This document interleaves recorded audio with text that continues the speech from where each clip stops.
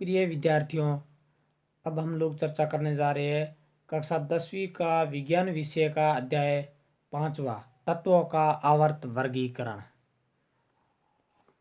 इसमें पाठगत प्रश्न एवं अभ्यास प्रश्नों के बारे में चर्चा करेंगे और अपने अध्ययन को धार देने के लिए मेरे वीडियो में निरंतर बने रहिए। Page number 91। क्या डोबेराइनर के त्रिक न्यूजीलैंड के अष्टक के स्तंभ में भी पाए जाते? तुलना करके पता कीजिए। उत्तर हाँ, त्रिक न्यूजीलैंड के अष्टक के स्तंभ में भी मिलते हैं। उदाहरण लिथियम, सोडियम, पोटेशियम। प्रश्न नंबर 2। डोबेराइनर के वर्गीकरण की क्या सीमाएं हैं?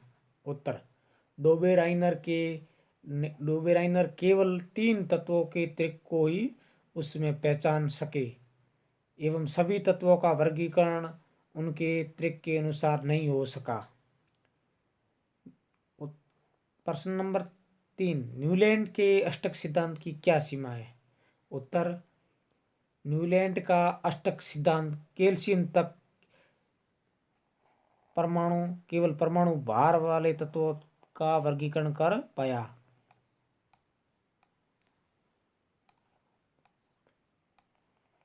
मेंडेलीव की आवर्त सारणी का उपयोग कर निम्नलिखित तत्वों ऑक्साइड के सूत्र का अनुमान कीजिए। Potassium, carbon, aluminium, silicon, barium.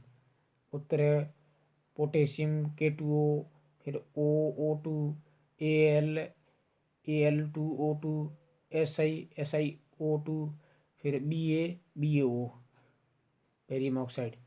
Gallium के अतिरिक्त अब तक कौन कौन से तत्वों का पता चला है जिसके लिए मेंडेलीव ने अपनी आवर्त सारणी में खाली स्थान को छोड़ दिया था? 2 उदाहरण दीजिए। उत्तर स्कैंडियम व जर्मेनियम। मेंडेलीव ने अपनी आवर्त सारणी तैयार करने के लिए कौन सा मापदंड अपनाया? उत्तर मेंडेलीव ने तत्वों को उनके परमाणु के परमाणु के अनुसार किया। उनको एक समान गुणों वाले तत्वों को एक समूह में रखने का प्रयत्न किया। आपके अनुसार उत्कृष्ट गैसों को अलग समूह में क्यों रखा गया? उत्तर उत्कृष्ट गैसों अक्रियाशील होती है, अतः अलग वर्ग में रखा गया। Page number 100।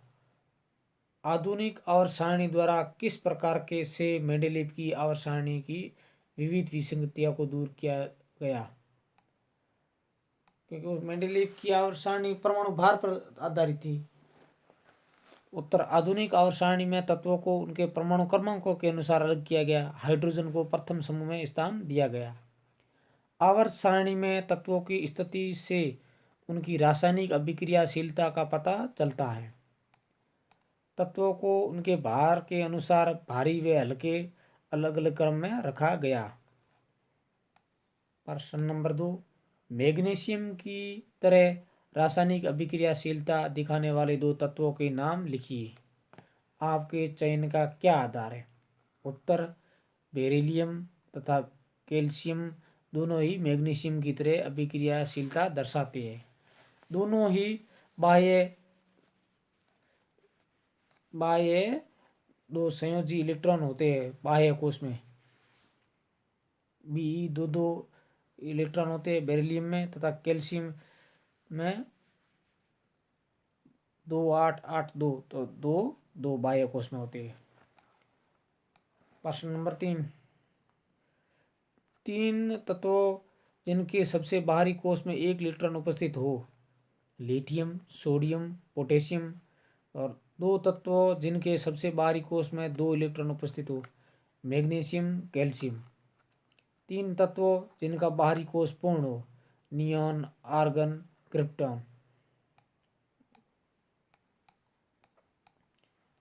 प्रश्न number 4 A. Lithium, sodium, potassium ये सभी धातुएं जल से अभिक्रिया कर हाइड्रोजन गैस मुक्त करती है। क्या इन तत्वों के परमाणुओं में कोई समानता है? उत्तर हाँ, इन तत्वों के परमाणुओं में समानता है। इनके बाह्यतम कोश में केवल 1 इलेक्ट्रॉन है इनकी संयोजकता भी समान है। बी नंबर, हीलियम एक अभिक्रियाशील गैस है जबकि नियॉन की अभिक्रियाशीलता अत्यंत कम है। इनके परमाणुओं में कोई समानता है? उत्तर हाँ, इनमें भी समानता है। दोनों संयोजकता 0 है दोनों की, तथा इनके बाह्यतम कोश पूर्ण है। आधुनिक आवर्त सारणी में पहले 10 तत्वों में कौन सी धातुएं है? उत्तर, लिथियम एवं बेरिलियम धातुएं हैं। आवर्त सारणी में इनके स्थान के आधार पर इनमें से किस तत्व में सबसे अधिक धात्विक अभिलक्षण की विशेषता है? गैलियम, जर्मेनियम, आर्सेनिक, एसी और बेरिलियम। तो उत्तर है बेरिलियम।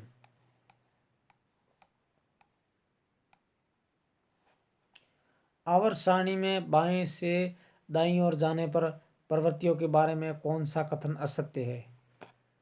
इसमें से एक दो तत्वों की धात्विक प्रकृति घटती है, संयोजकता इलेक्ट्रॉन की संख्या बढ़ जाती है, परमाणु आसानी से इलेक्ट्रॉन त्याग करते हैं, इनके ऑक्साइड अधिक अम्लीय होते हैं। तो इसमें से सी नंबर, परमाणु आसानी से इलेक्ट्रॉन का त्याग करते हैं बाईं से दाईं ओर जाने पर। नहीं, क्योंकि इसमें नहीं करते और इसमें लिखा गया कि करते हैं, क्योंकि उसमें धीरे धीरे जैसे बाएं से दाईं ओर जाते हैं तो उसमें धनायन की प्रवृत्ति बढ़ती है, तो इलेक्ट्रॉन को जकड़े रहती है, तो त्याग होता नहीं इसमें, इसलिए ये गलत है। तत्व XCl2 सूत्र वाला एक क्लोराइड बनाता है जो एक ठोस है तथा जिसका गलनांक अधिक है। आवर्त सारणी में यह तत्व संभवतः किस समूह के अंतर्गत होगा? उत्तर है Mg, मैग्नीशियम। किस तत्व में दो कोष है तथा दोनों इलेक्ट्रॉनों से पूरित है? इलेक्ट्रॉनिक विन्यास 282 है। सी, कुछ 3 कोष है तथा संयोजकता कोष में 4 इलेक्ट्रॉन है। डी, कुछ 2 कोष है तथा संयोजकता कोष में 3 इलेक्ट्रॉन है। दूसरे कोष में पहले कोष से दो गुने इलेक्ट्रॉन है। तो इसका उत्तर है ए का है 2 कोष है तथा दोनों इलेक्ट्रॉनों से पूरित है, तो नियॉन। बी का इलेक्ट्रॉनिक विन्यास में 282 है, तो उसका है मैग्नीशियम। और सी है कुछ 3 कोष है तथा संयोजकता कोष में 4 इलेक्ट्रॉन है, तो उसका उत्तर है सिलिकॉन। और डी, कुछ 2 कोष है तथा संयोजकता कोष में 3 इलेक्ट्रॉन है, तो उसका है बोरान। दूसरे कोष में पहले कोष से 2 गुने इलेक्ट्रॉन है, उत्तर है कार्बन। प्रश्न चौथा, ए, आवर्त सारणी में बोरोन के स्तंभ के सभी तत्वों के कौन से गुणधर्म के समान है?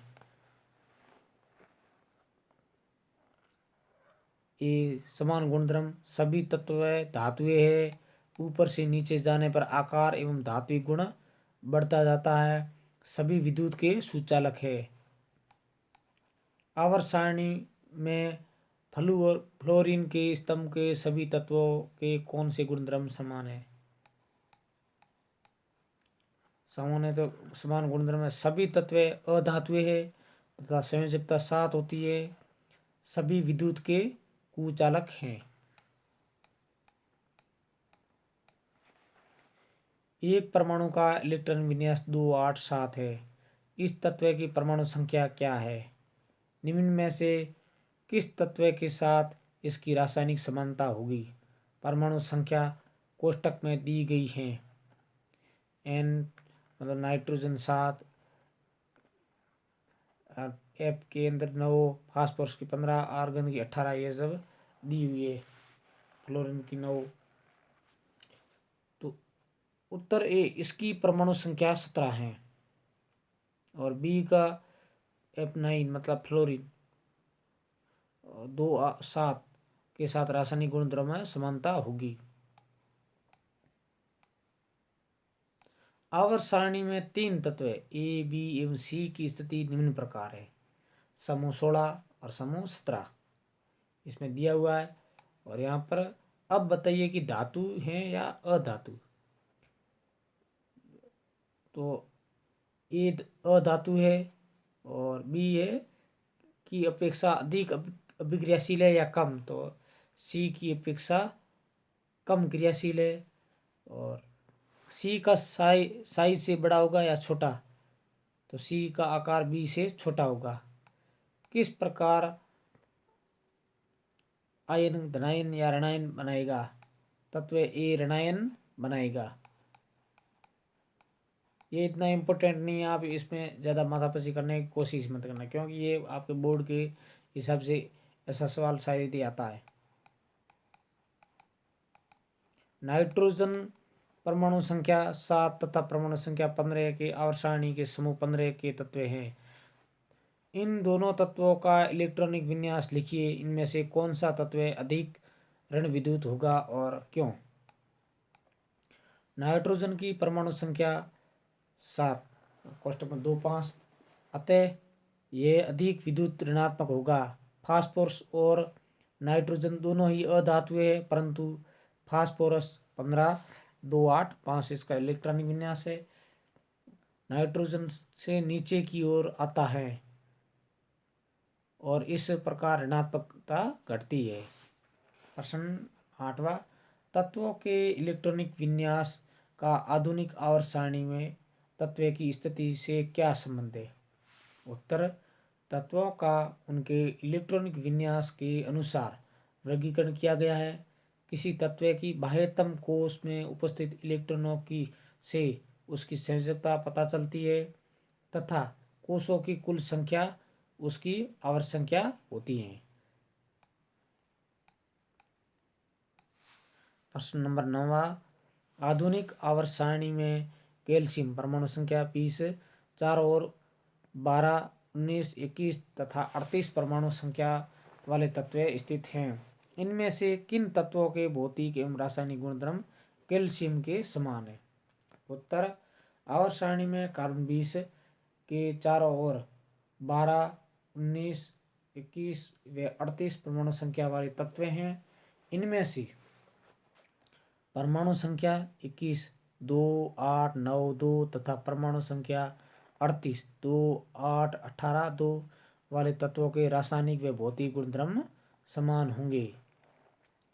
आधुनिक आवर्त सारणी में एवं मेंडेलीव की आवर्त सारणी में तत्वों की व्यवस्था की तुलना कीजिए। उत्तर वेरी इंपॉर्टेंट है, ये बोर्ड की दृष्टि से वेरी इंपॉर्टेंट है। इस प्रश्न को आप गौर से अध्ययन करना और ध्यान में रखना।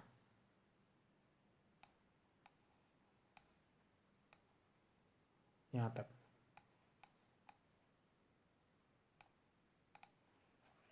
आधुनिक आवर्त सारणी एवं मेंडेलीव की आवर्त सारणी में तत्वों की व्यवस्था की तुलना कीजिए।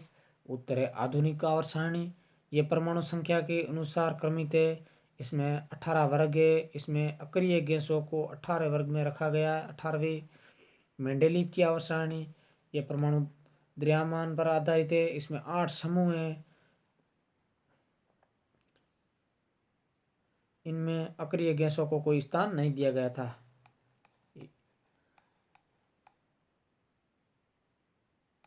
ये तत्वों की व्यवस्था पर है, ये इम्पोर्टेंट है, बोर्ड में ऐसा सवाल आएगा तो ज़रूर लिखना, वेरी इम्पोर्टेंट। इसी के साथ में विज्ञान विषय का अध्याय 5वें के प्रश्न उत्तर समाप्त हुए, जिसमें वेरी वेरी मोस्ट प्रश्न मैंने आपको बता दिए। और मेरे बताए हुए इस वीडियो को देखकर आप भी अपनी रफ कॉपी में इन प्रश्नों को नोट कर और बार बार रिवीजन कर सकते हो। और वीडियो को शॉर्ट तरीके से, मतलब ये शॉर्ट वीडियो है, इसको देख देख कर पे आप अपना अध्ययन सुनिश्चित कर सकते हो और अपने पढ़ाई में कुछ बदलाव लाने के लिए बार बार मेरा वीडियो आपके लिए बहुत सहायक होगा। तो मेरे वीडियो को देखते रहिए और मेरे चैनल को भी सब्सक्राइब ज़रूर करना और बेल आइकन को भी प्रेस कर देना, ताकि शिक्षा से जुड़े जो भी वीडियो मैं अपलोड करूं वह आप तक पहुंच पाए। इसी के साथ में मैं प्रकाशन अपनी वाणी को विराम देता हूं, अर्थात यह अध्याय कंप्लीट हुआ। और धन्यवाद। अध्ययन, प्यारे बालकों, अध्ययन करते रहना, समय बड़ा अनमोल है, इसे व्यर्थ के कार्य में न गंवाएं।